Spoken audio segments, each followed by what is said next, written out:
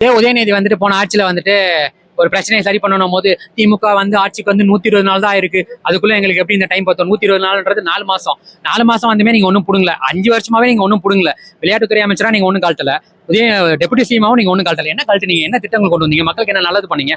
உங்க தொகுதியில நீங்க என்ன சீரமைப்பு கொண்டு வந்தீங்க? என்ன திட்டங்களை வளர்த்தீங்க? எந்த அளவுக்கு அந்த தொகுதியை வளர்த்துருக்கீங்க?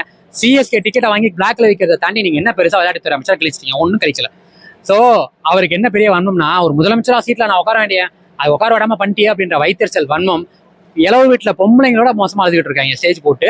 அதுல ஒரு பகுதி தான் இவர் புலம்புறது. சோ இவர் வந்து மக்களே மதிக்கல தலைவா. இவர் பேசுறதுலாம் மக்களே கண்டுக்கல. மக்கள் தெளிவா இருக்காங்க.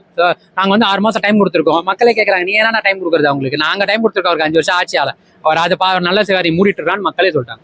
அவ்வளவுதான். அதான் சிம்பிளா சொல்ல போனா, எதிர்கட்சின்றதை தாண்டி அவரோட பர்சனல் வன்மம் இருக்குல்ல, பொறாமையின் உச்சம் அதுதான். மற்றபடி அவர் மக்களுக்காகலாம் பேசல. இன்னுமே திமுக ஏன் தோச்சுன்னு தெளிவு பித்து பிடிச்சி திரியறானுங்க. அதுக்கான பதில் மக்கள் சொல்லிட்டாங்க. ஆனா அதை ஏத்துக்கிறதுக்கு உங்களுக்கு மனசு இல்லை, அவ்வளவுதான்.